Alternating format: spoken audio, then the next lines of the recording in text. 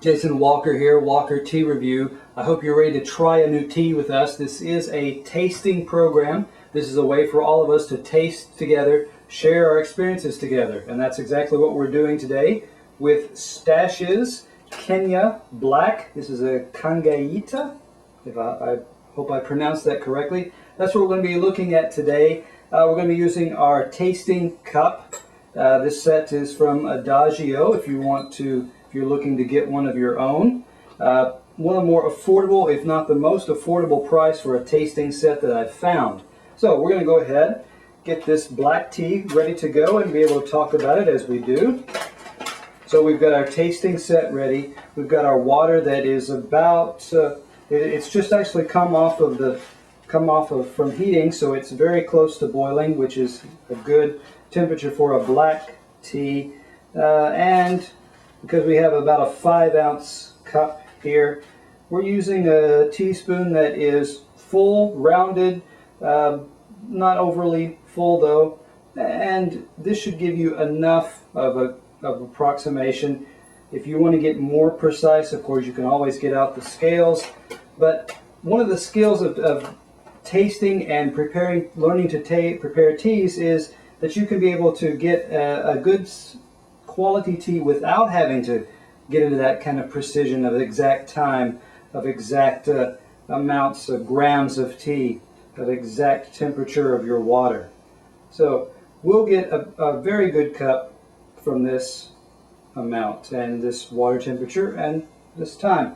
What you see here that I filled my tasting cup almost up to the opening here. I'm going to set my water out of the way. I'm going to give this some time to steep. Again, if you are new to a tasting set, we're going to be looking at some of that in just a minute so that you can be more proficient in using a taster's cup like this. This is the cup of choice of professional tea tasters. It's always good to be able to kind of branch out and try new skills. We're looking at our tea here. A little bit of background on this tea before I jump in and say too much. This is, again, Stash's Kenya Black Tea. This is an orthodox tea, meaning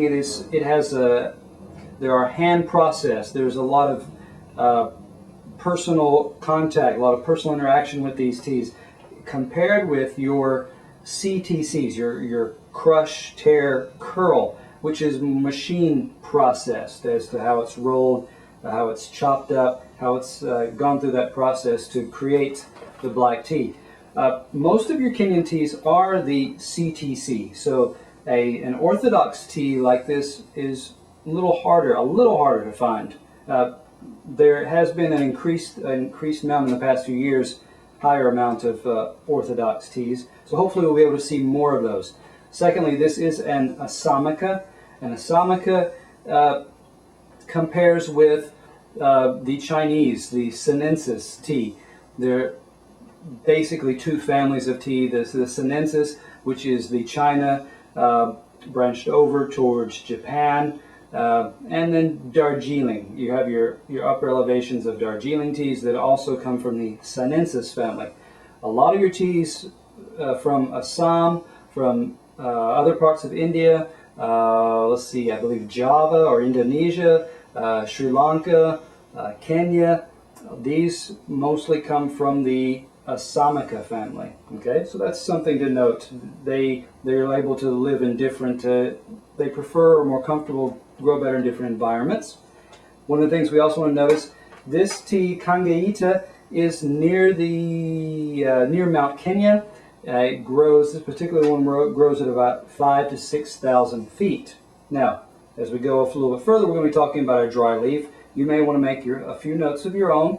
Again, don't linger too long because it'll affect your steep time. If you come back, you may have something that's stronger than what we have, maybe a little too strong for you. So, what you want to do is you want to talk about your shape, your color, and your aromas of your dry leaf. So, take a pause for a moment, quickly jot down some notes, come back. If you're ready, you can come along with us now, get a smell of your own. And one of the things that I'm noticing, I get smells that are similar to like an apricot smell, and particularly it's like a my grandmother used to make some great fried apricot pies, and that's the smell that I'm getting from this. It's that warm, toasty, dried apricot smell. At the same time, I'm getting a little bit of a spice note, and it's similar to a star anise seed, if you've ever had, and not so much that's like over towards a licorice Twizzler kind of, no. It's just a very hint sweetness of the star anise, okay? You look at your leaves though, and what you see also is that these are long, kind of wiry. You have some sharp, smaller pieces as well. I should say not too long, maybe half an inch at most. Dark chocolate color leaning towards the black range. Okay, so that tells a little bit about our shape, our color, and our aromas of our dry leaf. I'm going to set this aside because we always want to keep things sealed up. Helps your teas last longer if they can avoid the changes in temperature, light, and especially humidity. Now that we've had a chance to do that, we're ready to give our pour here because we should have had enough time. Yes, that looks ready to go. Again, with your tasting cup, especially a tasting cup like this that has no hole in the lid to let the air enter, that means it's going to get sputtery when you try to tip and pour. So take your fingernail, stick it between the top of your cup and your lid just so that you have that little gap that allows air to get through. So, and we pour, and yes, we're going to spill a little bit. That's to be expected. Once you get started, you can take your thumb out because then it starts to pour a little more smoothly. But you can always do that. Now, we are also, of course, going to nice little tea towel for just little drops like that. We'll be talking about our wet leaf, and if you want to talk about your wet leaf, again, before we jump into this, you want to be able to talk about any changes in the color, the shape. Sometimes, not so much with black teas, but with other teas, it does tend to unroll or unfurl, open up as far as your leaves, and any aromas that you get. So one thing we're going to do first is we're going to get a sniff of the aroma. Again, if you want to make your notes, pause here and then come back to us as quickly as you can. If you're ready to move on, here we go. We're going to get a sniff. It's a lot of steam. It's quite warm.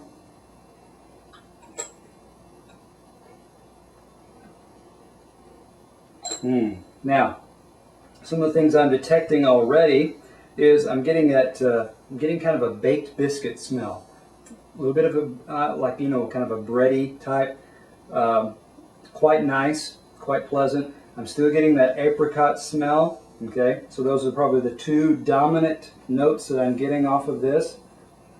Now let's go ahead and turn this over as well. This is the handy way to be able to, it didn't work this time. Sometimes if you'll shake more vigorously, yeah, I felt it that time, your leaves will land on your lid there, and now you've got an opportunity to look a little more closely at your wet leaf. And as we do so, of course, that little towel was down there to catch any drips of water that didn't all the way get poured through. And our leaves, of course, have not changed very much in shape. They've gotten a little lighter in color, but they're still a pretty deep, rich red brown with a little bit of hint of red to them, deep red. And yeah, you're still seeing, you can get a little bit more information about the leaf, that these are parts of leaves, that there is a little bit of the vein of the leaf that has, perhaps the sides of the leaf have broken off. So that tells us a little bit. That's always interesting to look at on our wet leaf. Not a lot much more to say about that. So let's go ahead and talk about our liquor here. Now our liquor, again, if you want to make notes of your own, first you want to talk about aromas that are coming off of your liquor. You want to talk about your color, of course. You want to be able to get the aftertaste of it as well. Along with the aftertaste, you'll find that there's a level of astringency. How astringent is it? Is it puckery, brisk? Is it just a light astringency? You're going to be talking about how long is the aftertaste. Again, how what any other flavors or aromas that come towards the back of your mouth in the later part of the taste or the aftertaste. Those are some things that we're going to be talking about. So if you want to pause, go ahead and make a few notes about that. When you're ready to move on, we are going to be looking now at our liquor. That's a nice deep amber color.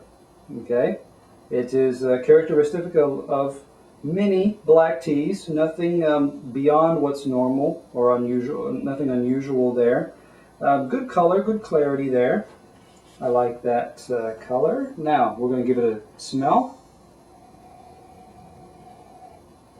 Now I like having a wine glass. One, because it allows us to look at it, but you can also stick your nose into a wine glass a lot easier and really sniff your tea before you taste it. Now let's give it a taste though.